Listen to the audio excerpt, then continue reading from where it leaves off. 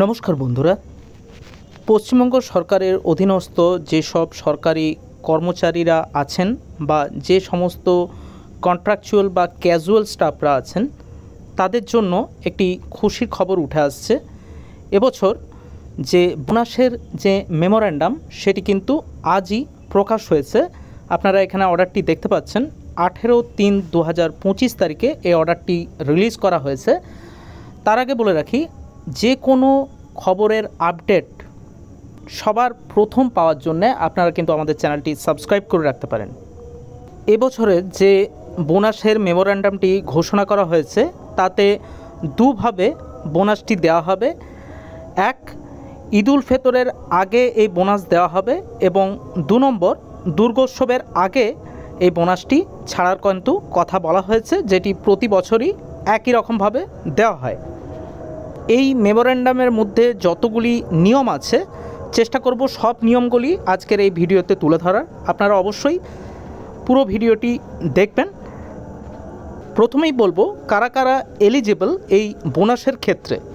বর্তমানে যেসব সরকারি কর্মচারী বা কন্ট্রাকচুয়াল ক্যাজুয়াল স্টাফরা আছেন সেক্ষেত্রে যারা 31শে মার্চ 2025 তারিখে যাদের এনরোলমেন্টস যদি 44,000-এর বেশি না হয়ে থাকে সেক্ষেত্রে কিন্তু আপনারা 6,800 টাকা বোনাস পাবেন।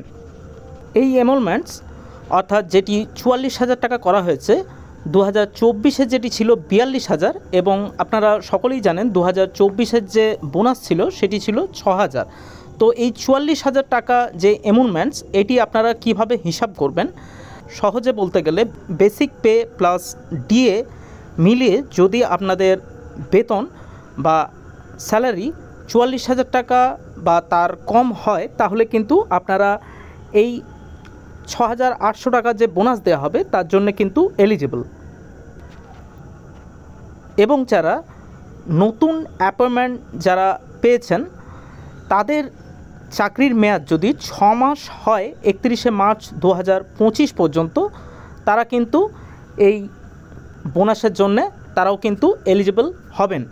এবং ক্যাজুয়াল এবং কন্ট্রাকচুয়াল যারা নিয়োজিত আছেন 120 দিন তারা যদি কাজ করে থাকেন তারা কিন্তু এই বোনাসের জন্য এলিজিবল হবেন। তো আজকের বোনাসের যে মেমোরেন্ডামের আপডেট সেটি কিন্তু এই পর্যন্তই। পরবর্তী নতুন আপডেট পাওয়ার জন্য অবশ্যই আপনারা আমাদের চ্যানেলটি সাবস্ক্রাইব করে রাখতে পারেন। যে কোনো ধরনের খবরের আপডেট সবার প্রথমে পেতে আপনারা আমাদের চ্যানেলটিতে ভিজিট করতে পারেন।